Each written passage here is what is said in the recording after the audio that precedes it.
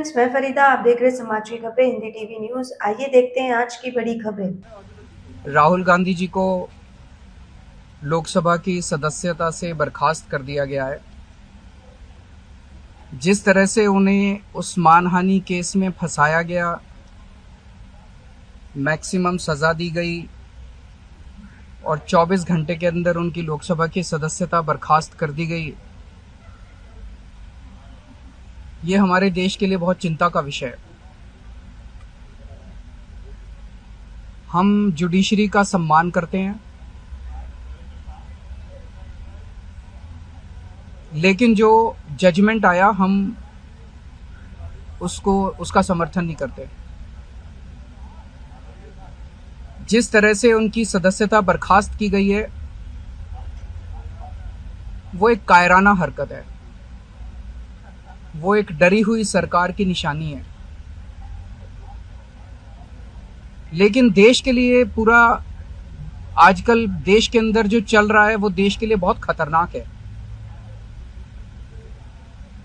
पूरे देश से ये एक ऐसा माहौल बनाना चाहते हैं कि देश में बस एक ही पार्टी बचे, वन नेशन वन पार्टी, और सारी पार्टियों को खत्म कर दिया जाए।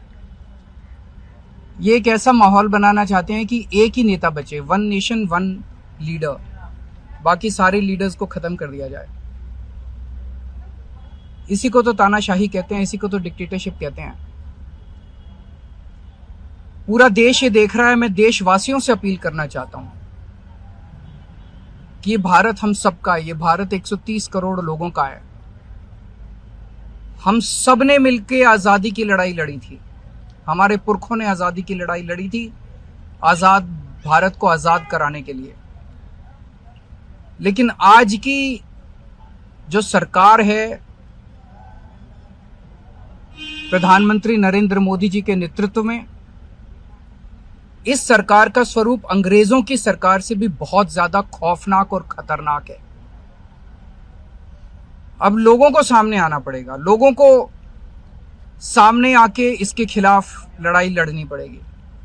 अगर हमने भारत को बचाना है तो 130 करोड़ लोगों को एक साथ इकट्ठे होके इस लड़ाई में शामिल होना पड़ेगा। सरकार किसी की बने, कल को सरकार चाहे इसकी बने चाहे उसकी बने, इस पार्टी की बने उस पार्टी की बने, वो जरूरी नहीं है। लेकिन जिस तरह से जनतंत्र के ऊपर हमला किया जा रहा है वो सही नहीं है। अगर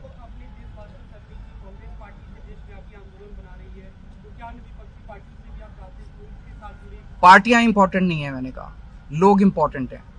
अभी मैंने संसद के अंदर, विधानसभा के अंदर एक एग्जांपल दिया। एक ऑटो रिक्शा वाला मिला, ऑटो रिक्शा वाला मुझे कह रहा था, जी मुझे व्हाट्सएप मैसेज भेजने में डर लगता है। मैंने कहा क्यों?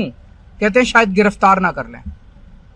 इस देश के अगर एक ऑटो रिक्शा वाले को व्हाट्सएप मैसेज भेजने में डर लगता है तो आपने 130 करोड़ लोगों को डरा के रखा हुआ है। ऐसे देश कैसे चलेगा?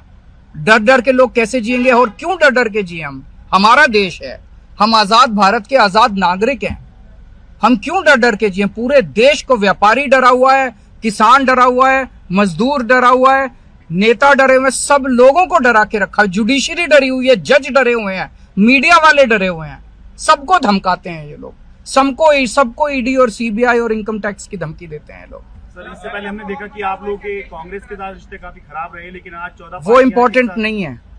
हमारे आपस के रिश्ते इंपॉर्टेंट नहीं है। इस टाइम देश को बचाना इंपॉर्टेंट है। मीडिया के ऊपर प्रहार हो और मैं अगर कहूं कि मेरी इस चैनल से बनती नहीं है, वो इंपॉर्टेंट नहीं है। किसी से बनती है या किसी से नहीं बनती, इससे व्यक्तिगत अच्छे रिश्ते हैं कि व्यक्तिगत बुरे रिश्ते हैं, वो इंपॉर्टेंट नहीं है। 130 करोड़ लोगों को, सब लोगों को साथ आना पड़ेगा।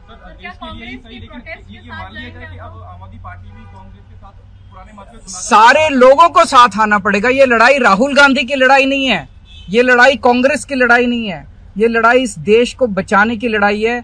एक तानाशाह से, एक कम पढ़े लिखे व्यक्ति से, एक अहंकारी व्यक्ति से इस देश को बचाने की लड़ाई है। Thank you.